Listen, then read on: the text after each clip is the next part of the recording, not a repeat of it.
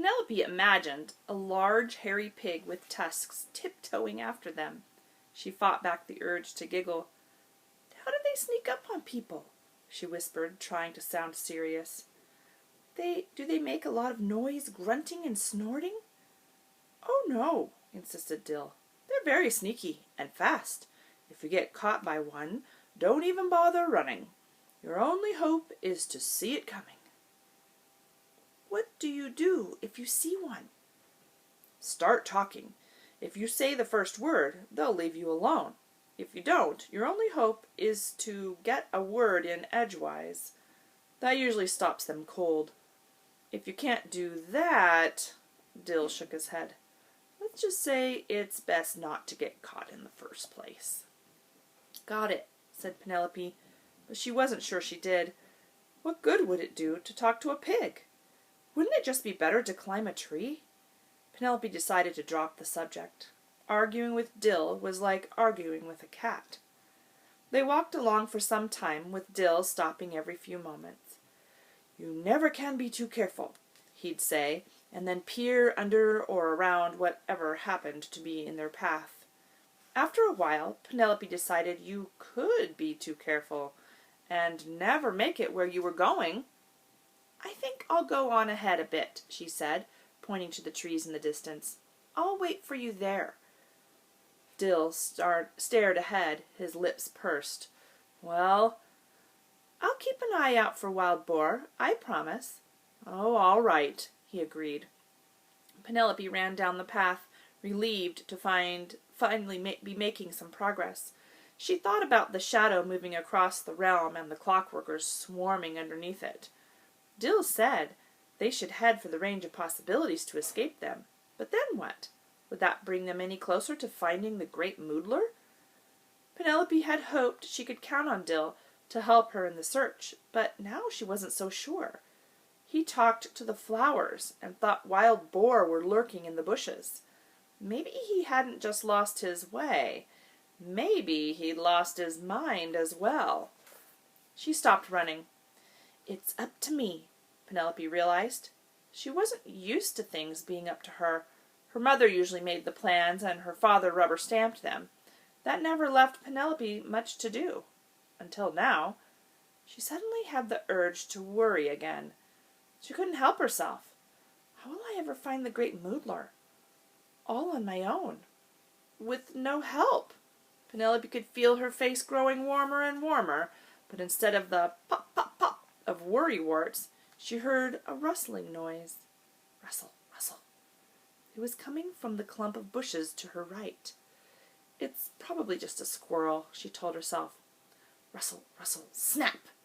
Penelope froze, her eyes fixed on the spot where the sound had come from. Something was breaking branches. Something large. Penelope was about to run when she heard a series of muffled curses. Just then a man burst out, picking bits of twigs and leaves off his coat sleeves and grumbling loudly. "Stupid, stupid leaves! What are they doing sticking to me? Don't they know who I am?" Penelope let out a sigh of relief. The man didn't seem very friendly, but at least he wasn't a giant wild pig. He wore gray slacks, a gray shirt, and a gray tie. His skin had a soft gray pallor, and his eyes were gray to match. Thin gray hair hung loosely around his angular face, marked by a pinched up unhappy mouth. When he caught sight of Penelope, however, a look of delight crossed his face and then immediately disappeared, as if he were expecting someone else. "Hello," said Penelope hesitantly. Yes, hello it is." He continued brushing off his jacket, and then asked sharply, "Where are you going all alone, child?" Penelope objected to being called a child, but was too polite to say so. "Oh, I'm not alone. The man stopped brushing. His eyes locked on Penelope. "Not alone? That's excellent." "Well, my friend and I are—" "Oh, yes, your friend. And who might that be?" He took an eager step forward. "Dill!" shouted the man and rushed past Penelope, almost running over her in an attempt to get by. Penelope looked back up the trail, and sure enough there was Dill on his hands and knees looking under some bushes. In a flash, the man was upon him. He grabbed Dill's arm and yanked him up. "So pleased to meet you, Dill. Really, really, it's wonderful. I can't wait to tell you what I've been up to." Stammered Dill, but it was too late. The man had already launched into his speech. Penelope walked slowly up to the two men. The stranger was talking on and on, while Dill just stood there listening. "I had the most delightful pain in my tooth," said the stranger. "My tooth hurt so much I woke up at 2:17 in the morning. Or was it 2:18? No, it must have been 2:17, because I was in the kitchen for a glass of water by 2:18. Then I put on some ice on my tooth, which didn't seem to make a bit of difference, not a bit, I can tell you." And he did tell him. The man told Dill in the minutest detail everything about his toothache, rarely pausing for breath. Penelope thought that once he came to the end he might stop, but he didn't. He just brought up another topic, and another. All the ailments he had ever suffered, all the trips to the post office he'd ever taken, all the people who had ever irritated him. Dill's eyes had a glazed and faraway look, while the strange man positively beamed. Penelope sighed loudly, hoping the man would take the hint. He ignored her. Penelope was used to being ignored, so she did what she always did in this situation. She made herself comfortable and waited. She sat on the ground, crossed her legs, and began to play her waiting games. First, she played a game of throwing small rocks at an imaginary target. Then she leaned her head back and watched the clouds for interesting shapes. Next, she looked for ants. All the while, the man kept talking. His brilliant childhood, a book he was writing, tips on what to wear for every occasion. On and on and on. Penelope rested her head in her hands and closed her eyes. The man's voice became a drone in the background.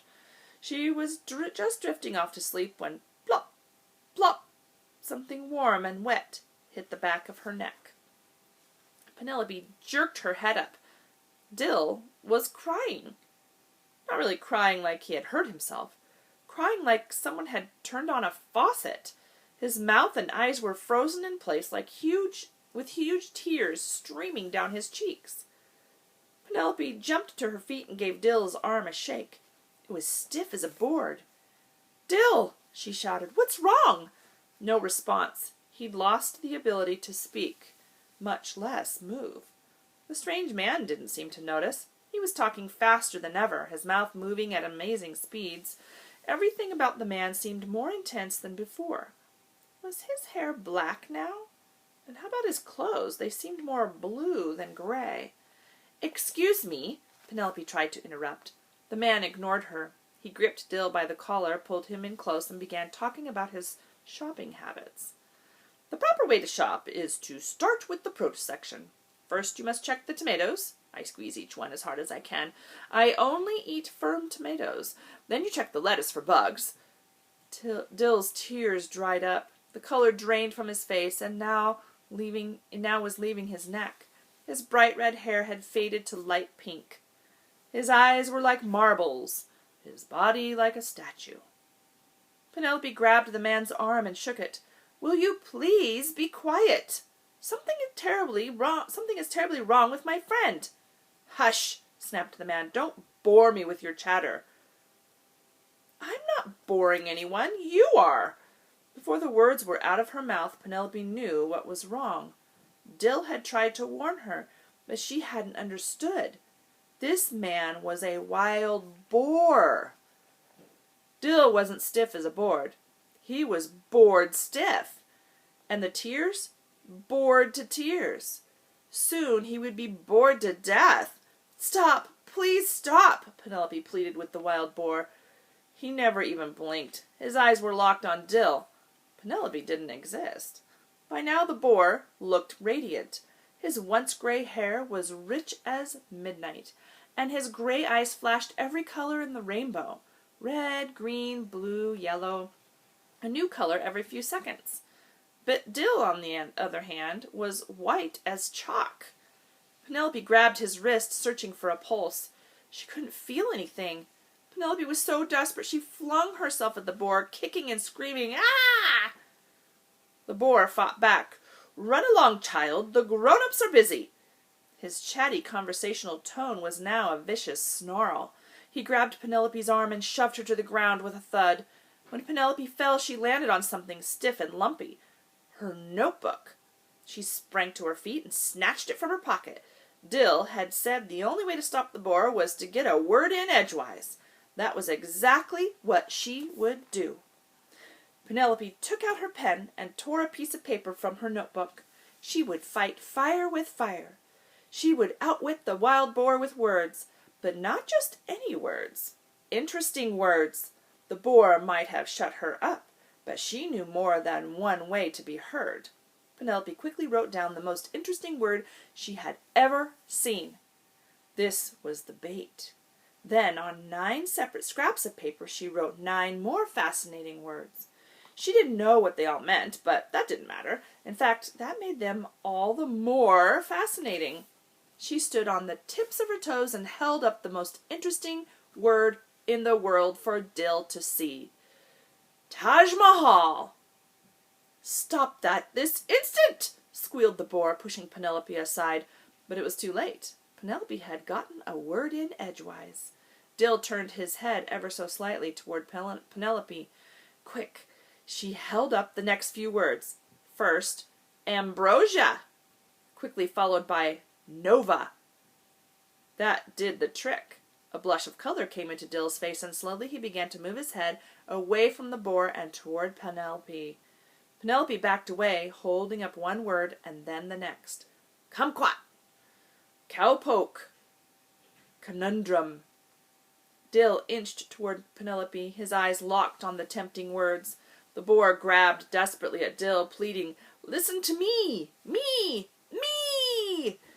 Nebula! Doodle! Blurb. The words were coming faster now, and Dill walked with purpose after them. The color was rushing to his face, and his red hair was ablaze. The boar was almost out of earshot when Penelope silenced him with her final fascinating word. Skedaddle! That's the end of chapter 9. See you next time.